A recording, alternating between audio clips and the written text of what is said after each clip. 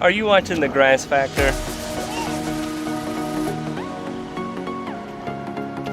Huh? I'm watching Grass Factor.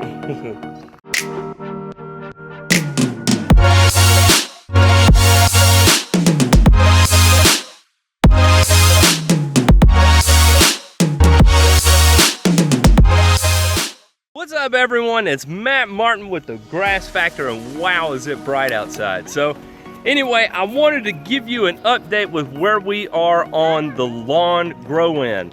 It's been a couple of weeks since I've actually done anything to the yard. Last actual application that I did is I hammered it with fertilizer to try and get this Bermuda growing. I was able to pinpoint that I've got still just a ton of Dallas grass here that's going to have to be contended with, and so anyway, what's the process and what am I starting to see from the lawn?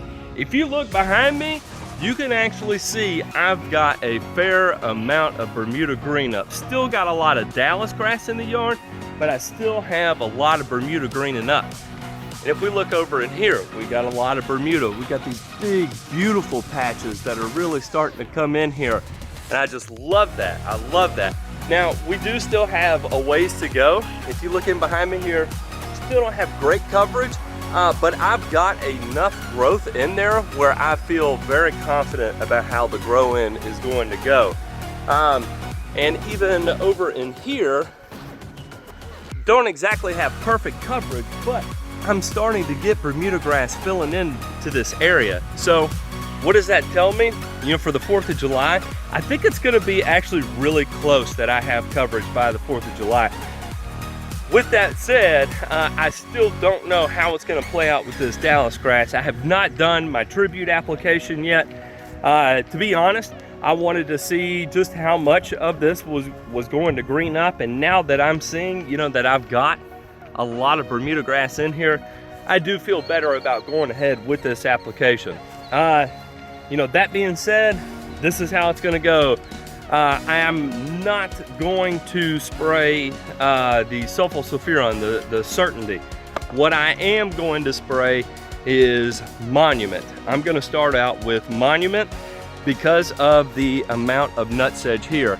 It's just loaded up with it, and Monument does so good on nutsedge that I'm aching to give it a whirl here.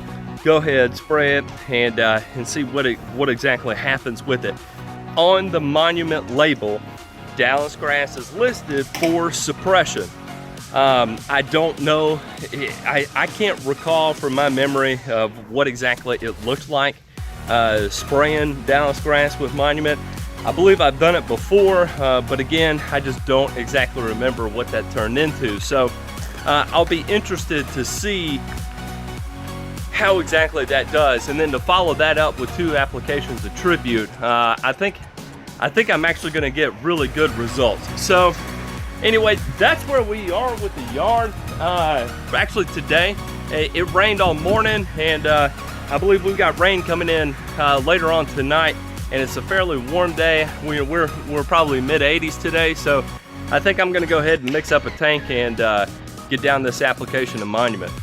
So this is the herbicide that I'm going to be applying. This is Monument 75 water dispersible granule. It comes in 5-gram packets. Typically a box is gonna have 5 of these 5-gram packets. The label rate on this is going to be 15 grams to the acre. This 5 grams here, this will get me obviously 1/3 of an acre, and so that's going to be right at enough. That's what I'm going to be putting down, and that's the rate I'm going to be applying it.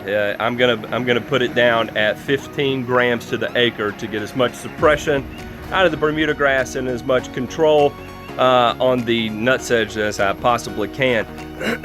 The way I'm going to mix this up, because you're talking about dealing with grams, is I just take an old jug like this, put a little, go ahead, put my material in here, put the water in here, shake it up, make sure it dissolves real well, and then actually pour it into my Permagreen tank. If it's a liquid product, I usually don't do that, but if it's a dry product that's going into my machine, I usually go ahead, pre-dissolve it, pre-mix it into a product, then throw it into my machine to apply. I wanted to give y'all a more in-depth analysis of everything that's going into this application. So I'm actually going to be running 3 different products. Right here, this is by Greene County Fertilizer, Next RGS.